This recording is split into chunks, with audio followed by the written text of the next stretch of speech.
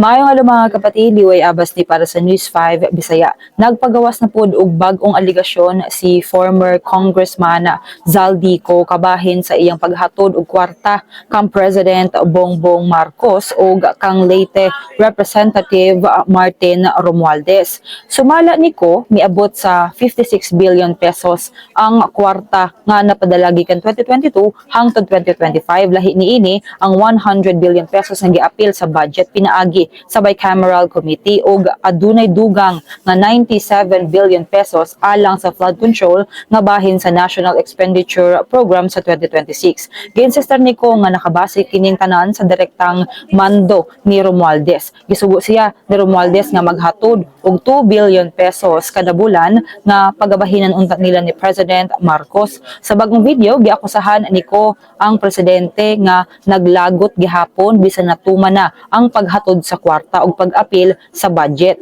Gisulti usab niya nga nasuko ang presidente tungod kay wala kuno siya nadawat nga remittance. Sumala pa niko nga kaniadtong November 2024 samtang nagahiskot sa budget, nagmeeting sila uban ni Yusek Jojo Cadiz diin gisulti nga nasuko kaayo si President Marcos tungod kay wala siya nadawat nga remittance. Tungod niini giingnan siya ni Romualdez nga maghatod og 1 billion pesos alang kang President Marcos gikan Setyembre hangtod Nobyembre. Kini sa mga tong update magpadayon na sa pagbantay sa social media pages sa News 5 para sa uban pa mga balita ug update. Amping tang tanan.